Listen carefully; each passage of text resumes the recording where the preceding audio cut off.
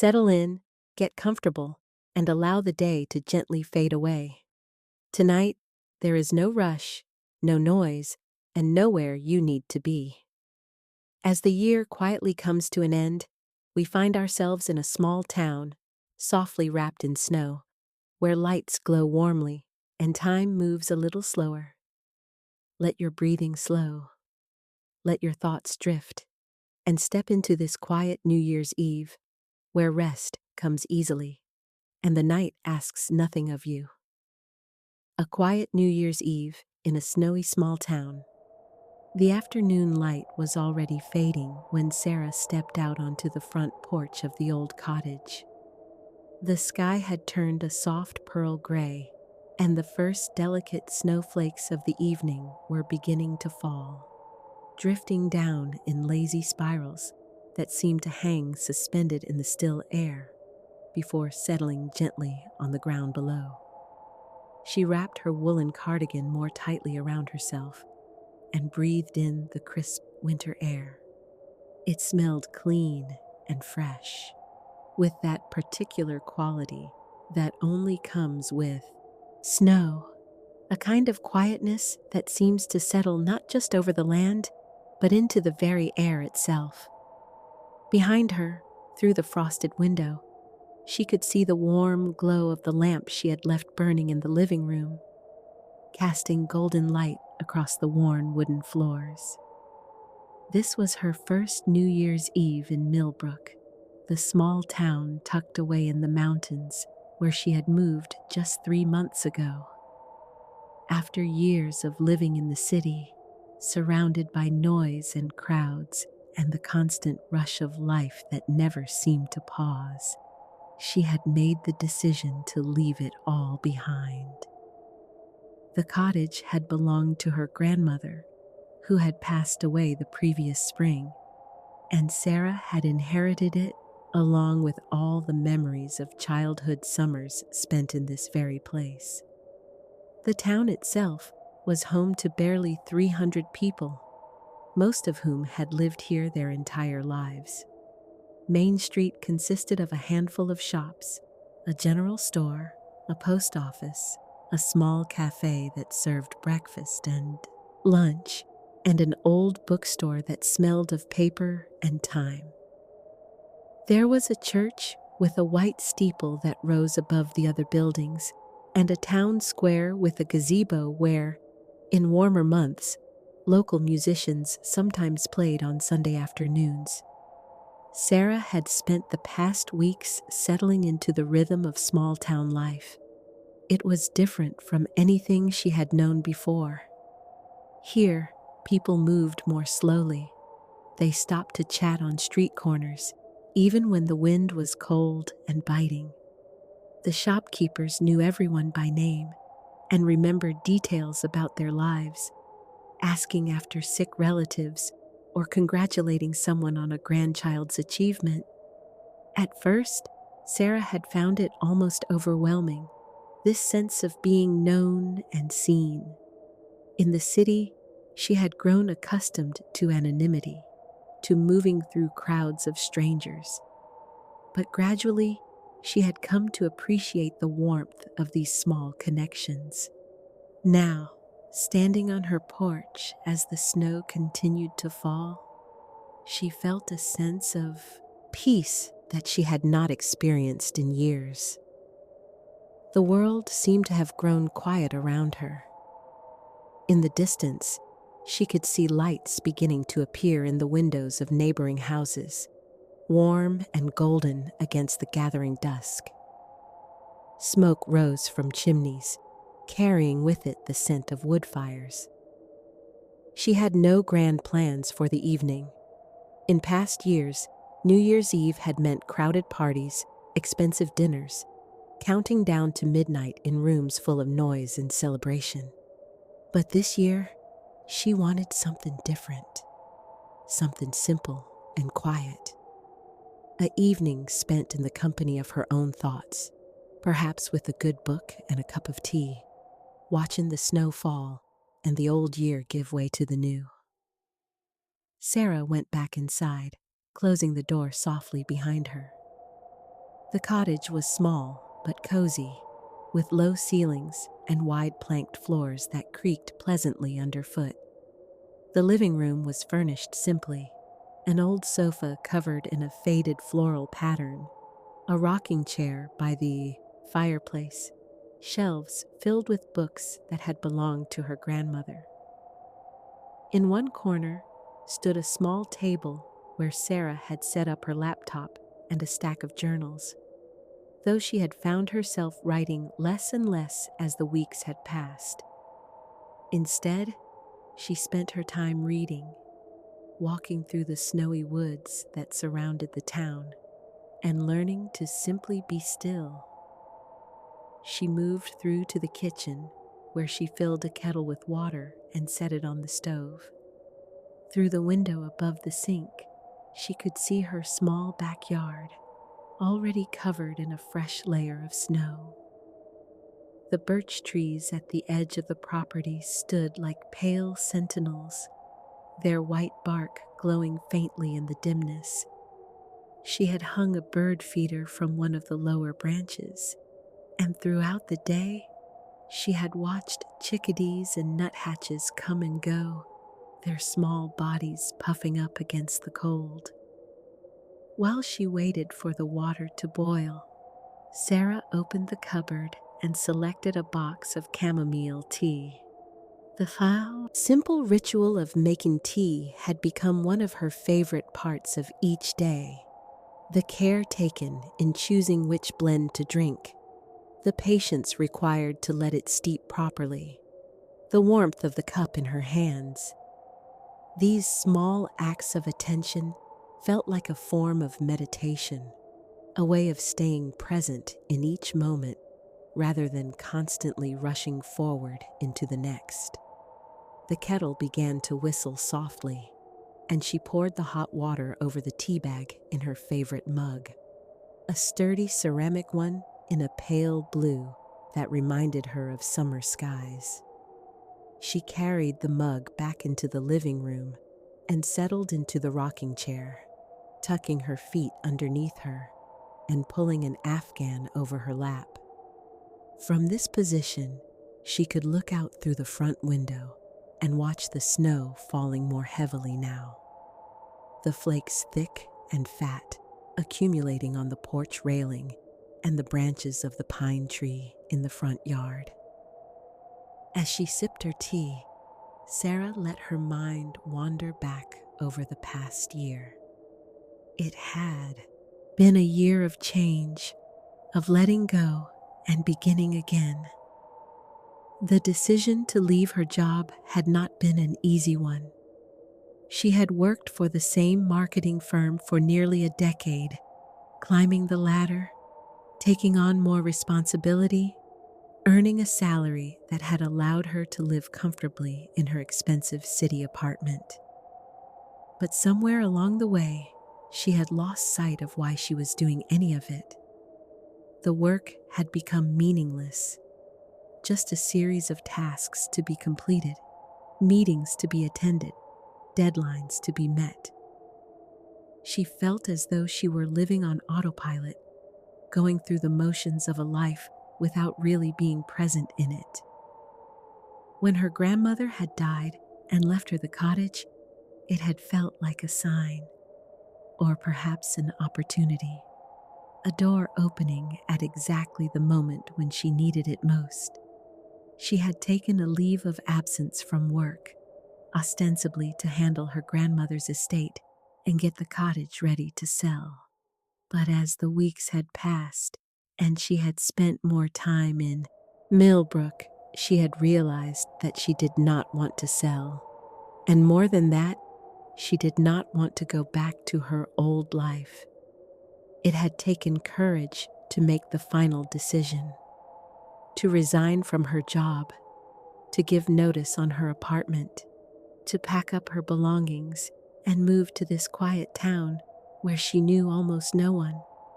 Her friends in the city had been baffled, concerned even.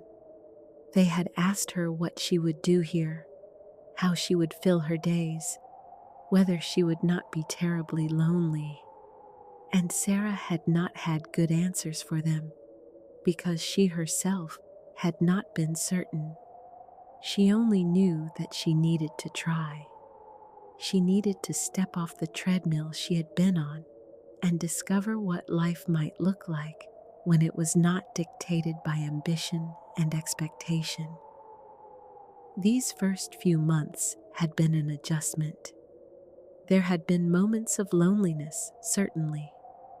Days when the silence of the cottage had felt oppressive rather than peaceful, when she had missed the energy and excitement of the city. But slowly, she had begun to settle in. She had made a few acquaintances in town. Mrs. Henderson, who ran the general store and always had a kind word and the latest town gossip.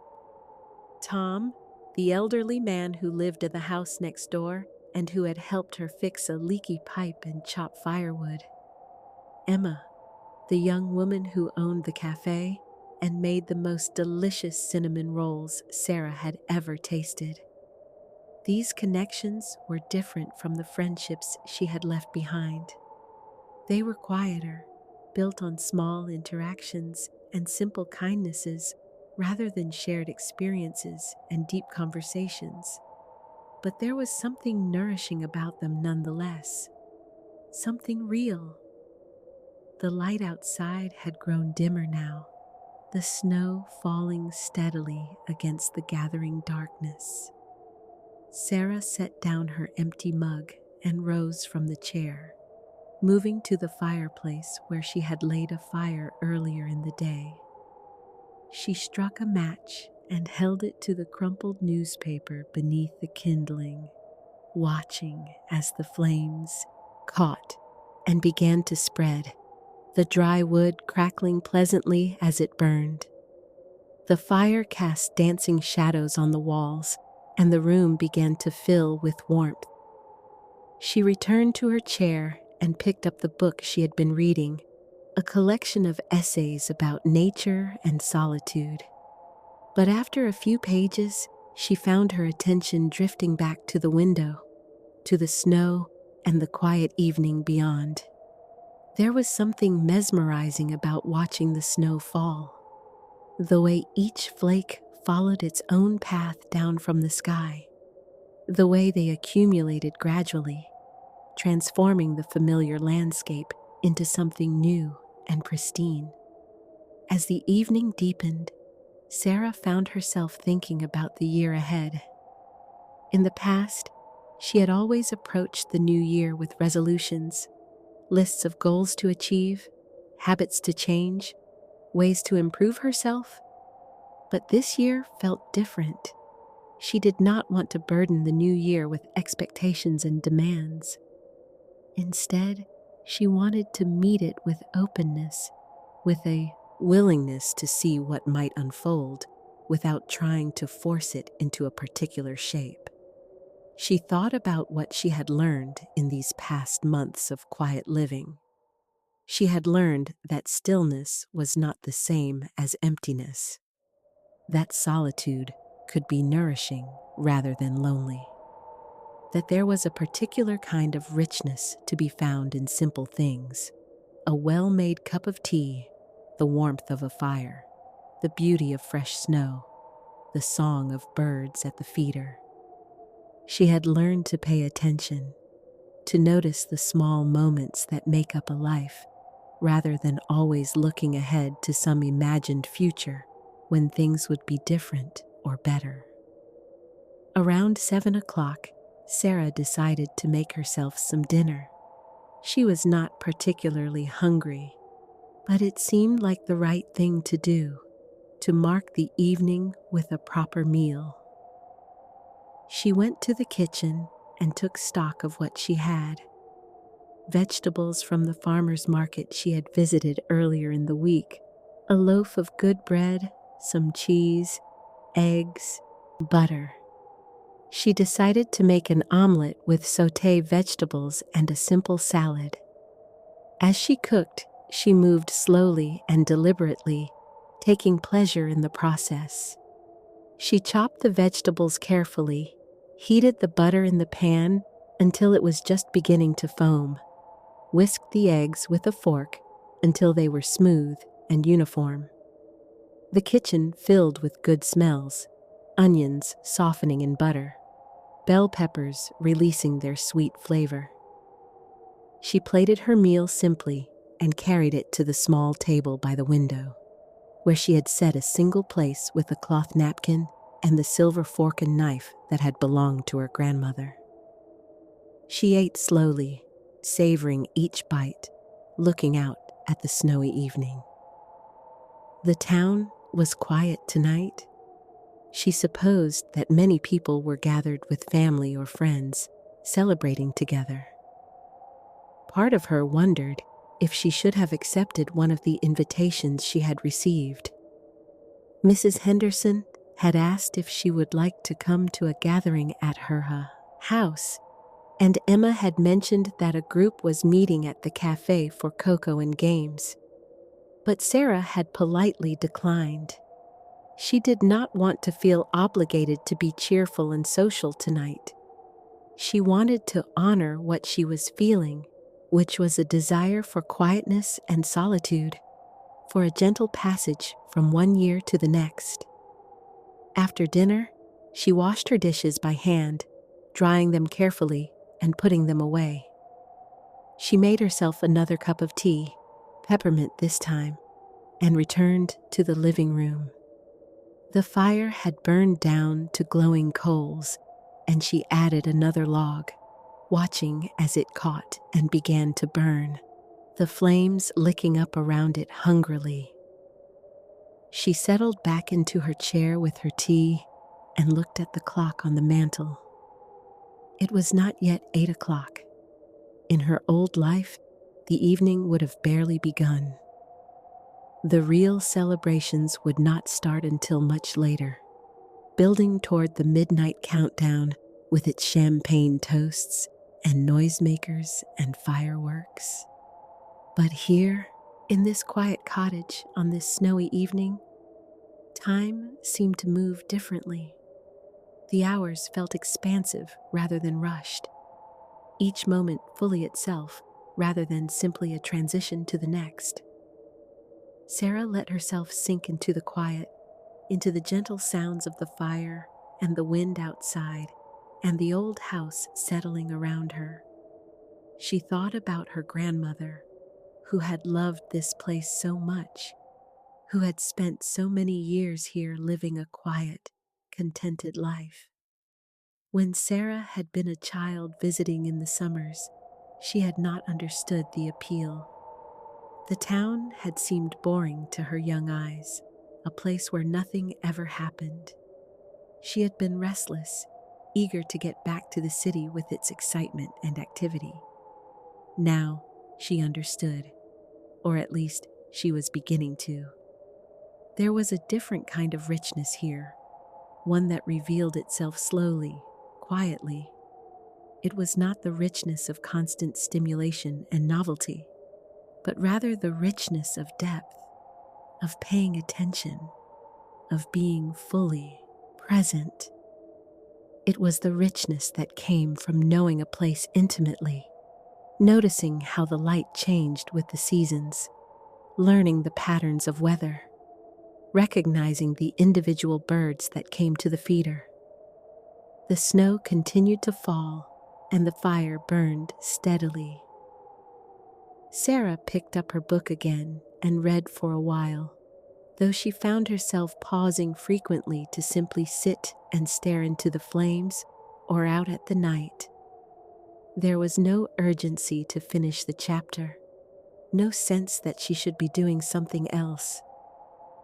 The evening stretched out before her, spacious and unhurried.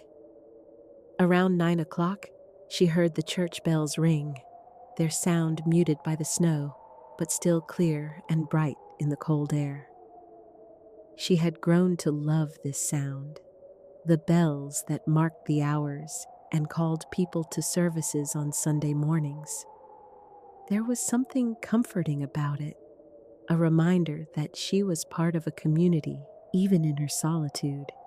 connected to other lives being lived in other homes throughout the town. She thought about making herself something sweet. There was a bar of dark chocolate in the cupboard and some shortbread cookies that Mrs. Henderson had given her. But she felt content just as she was, warm and comfortable in her chair, with the fire and the snow and the quiet evening for company.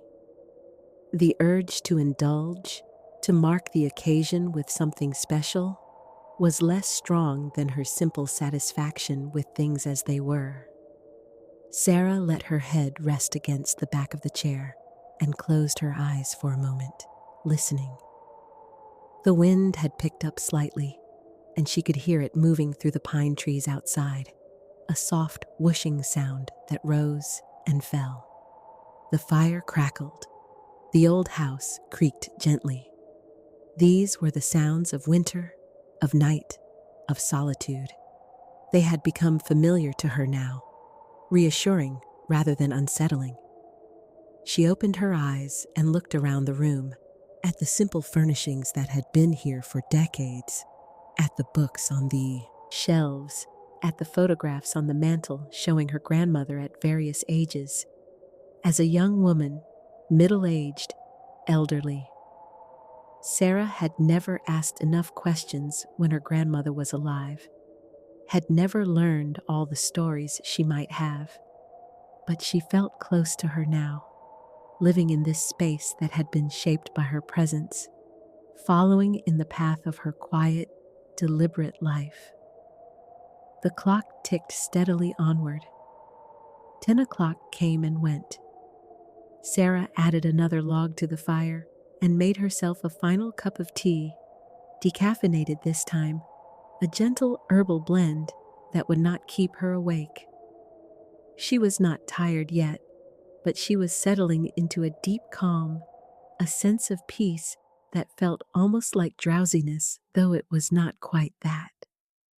She thought about the friends she had left behind in the city, wondering what they were doing tonight. She imagined them at parties, dressed up, drinking champagne, laughing and talking over loud music. It was a life she recognized, a life she had lived for many years. But it felt distant now, as though it belonged to someone else. She did not miss it, she realized. Or if she did miss it, the missing was more about nostalgia for her younger self than any desire to return to that way of being. The snow showed no signs of stopping. If anything, it seemed to be falling more heavily now, the flakes smaller and drier, the kind of snow that would accumulate quickly. By morning, the town would be blanketed in white, transformed into a winter wonderland.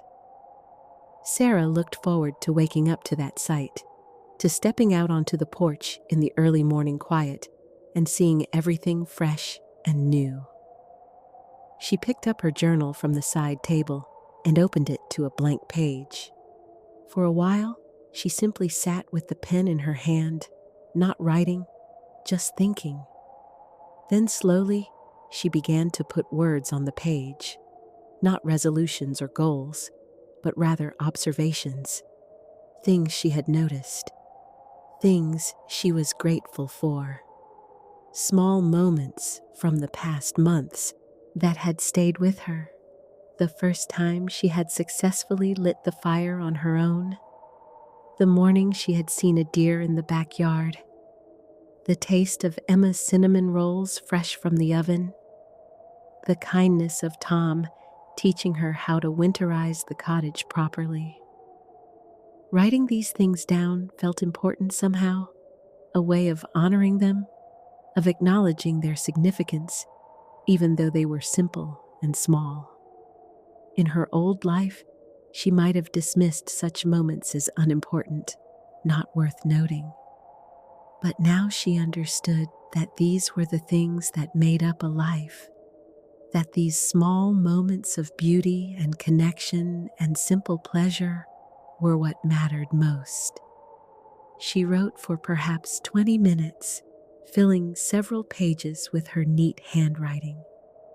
When she was done, she closed the journal and set it aside, feeling satisfied. The act of writing had clarified something for her, had helped her see more clearly the shape of this new life she was building.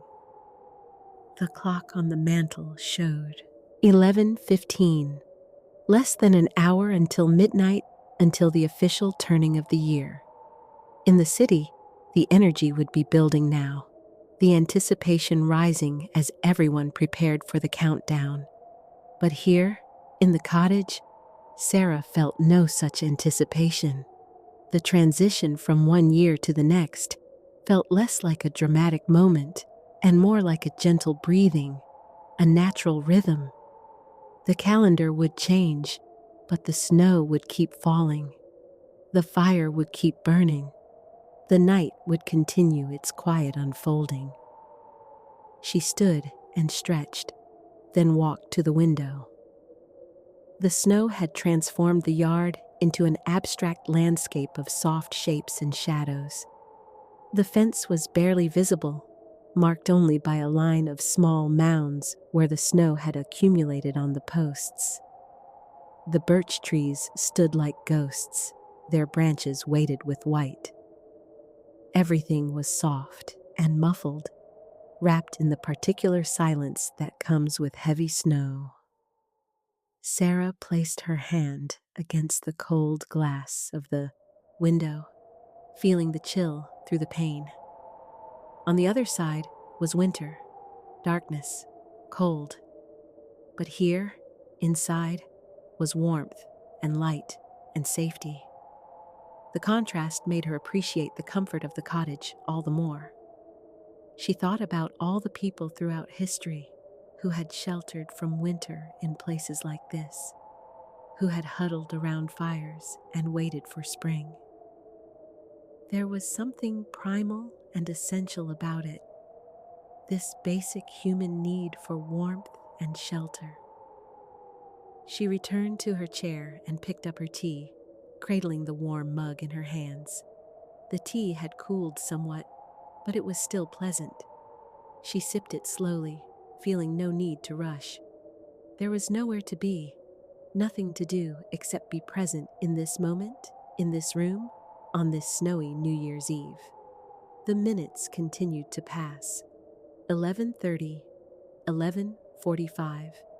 Sarah found herself thinking about time itself, about how arbitrary the calendar really was, how the division of days and months and years was a human invention, a way of ordering and making sense of the endless flow of moments.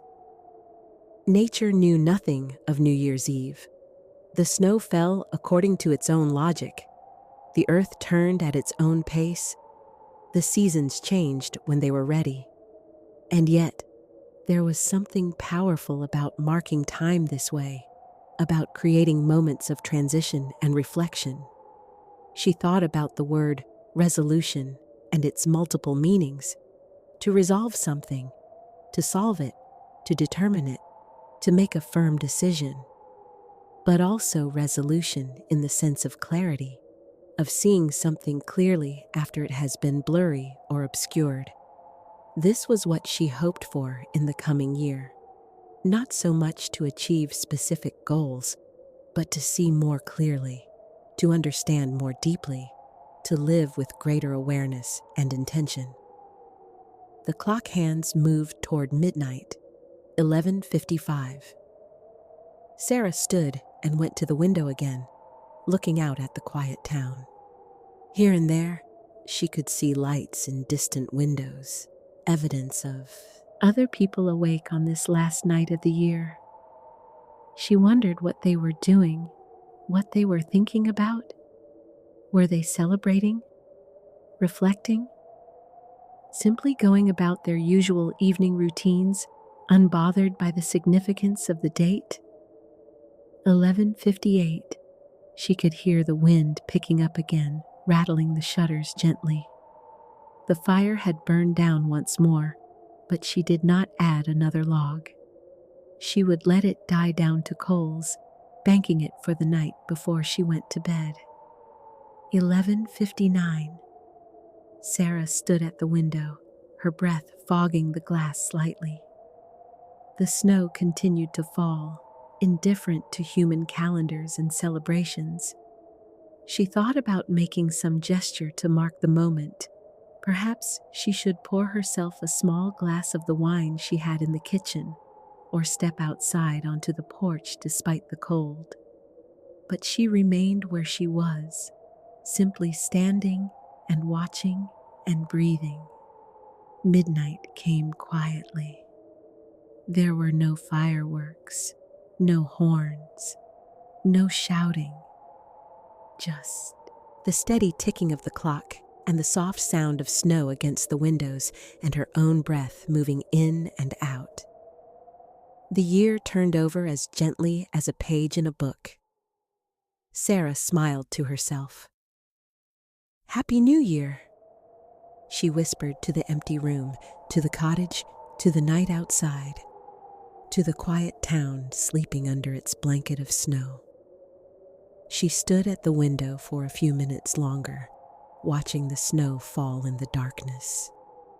Then she turned away, moving through the cottage to prepare for bed. She checked that the fire was safe, that the doors were locked, that the lights were turned off.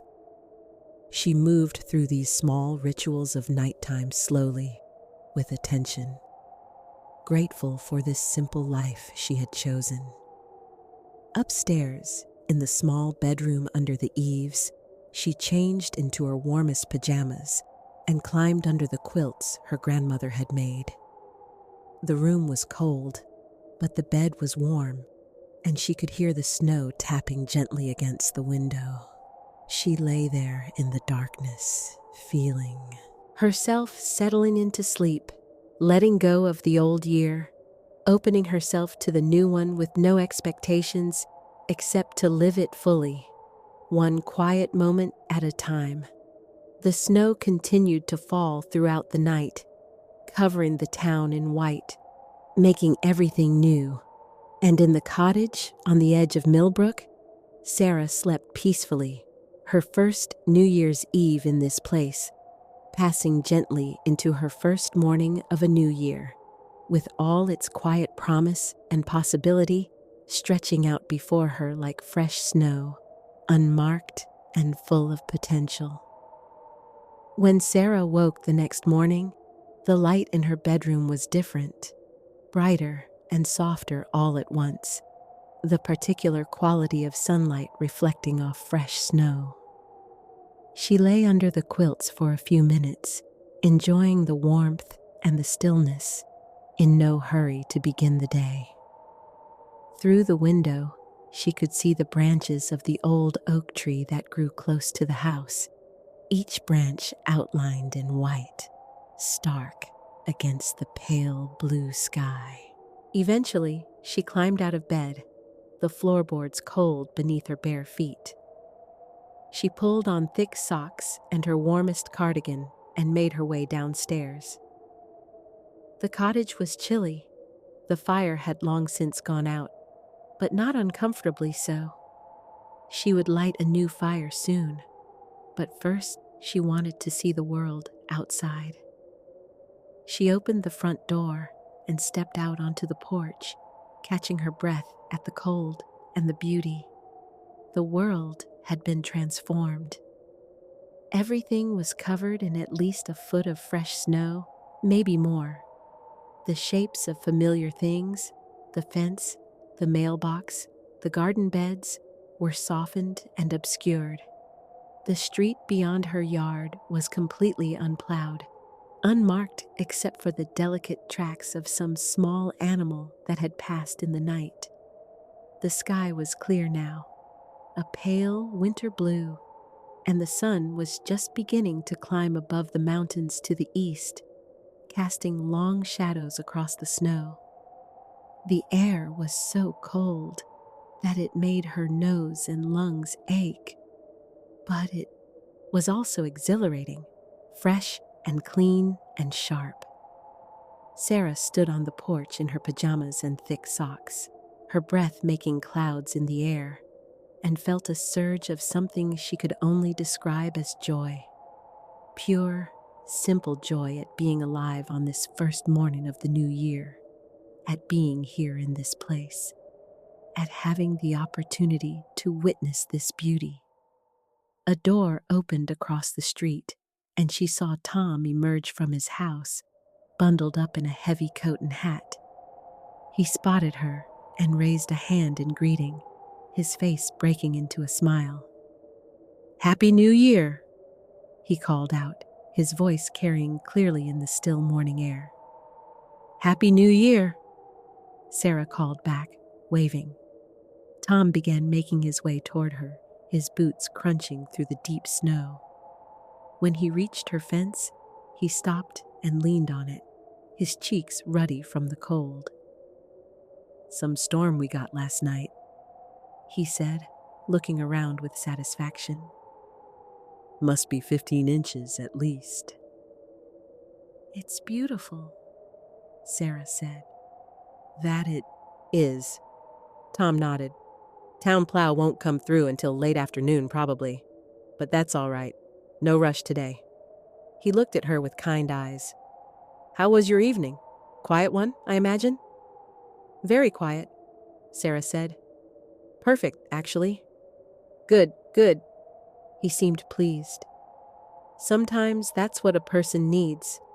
I did the same myself. Just me and the dog and a good fire. My daughter called from Portland at midnight, but otherwise, just a quiet night."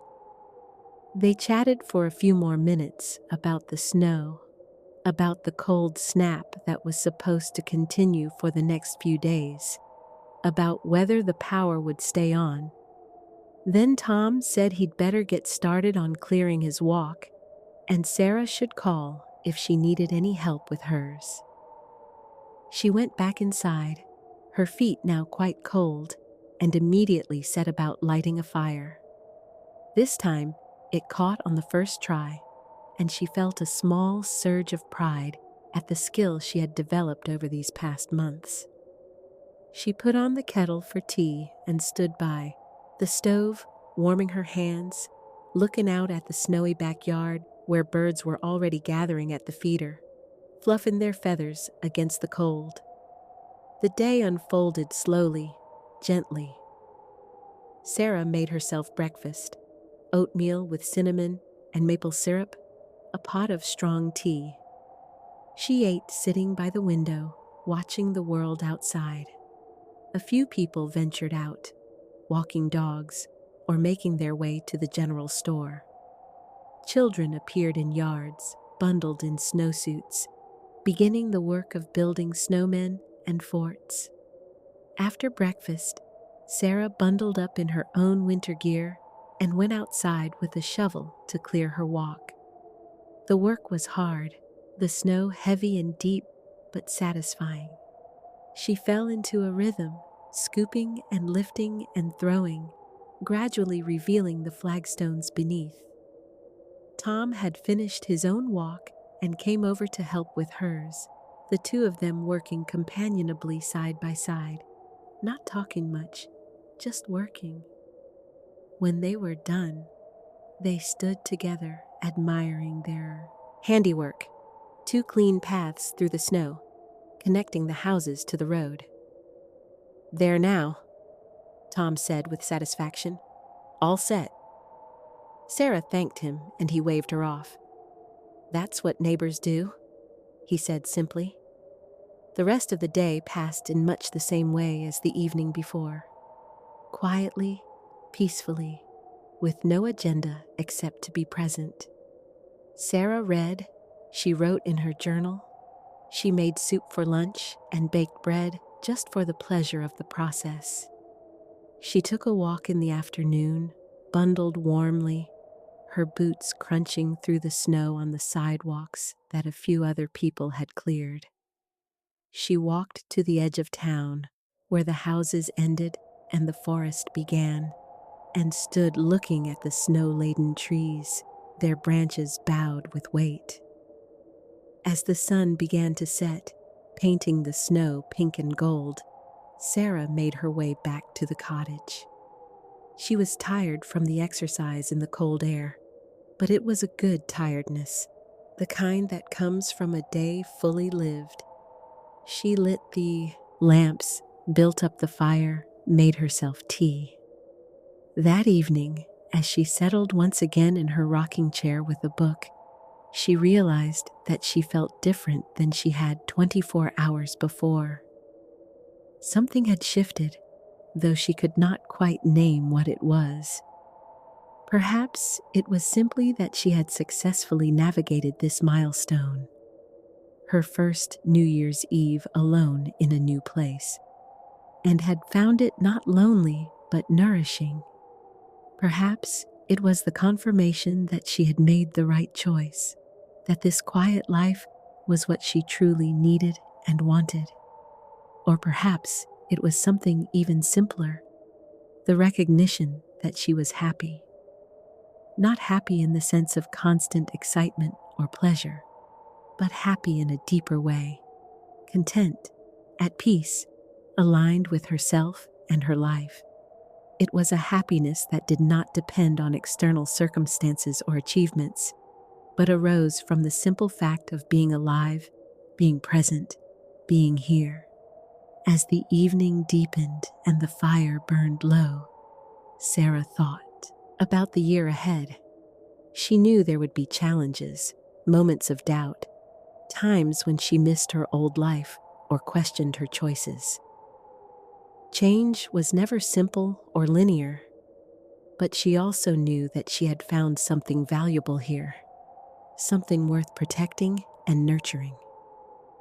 She had found a way of living that felt true to who she was or who she was becoming. The snow had stopped falling, and through the window, she could see stars beginning to appear in the darkening sky. The first stars of the new year, ancient light traveling across vast distances to reach her eyes on this quiet night in this small town.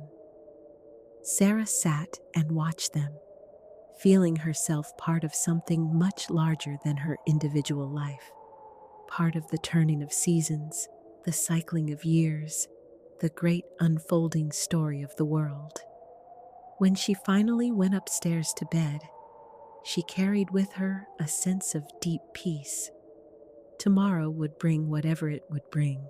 More snow, perhaps, or clear skies. Visitors or solitude.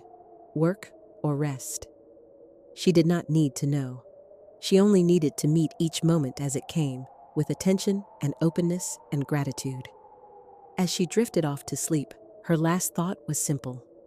This is enough. I am enough. This quiet life is enough. And outside, the town of Millbrook slept under its blanket of snow, holding within it 300 lives, each one unfolding in its own way, each one part of the larger whole. The new year had begun, as years always do, with hope and promise and the endless possibility of change. But here, in this moment, there was only peace.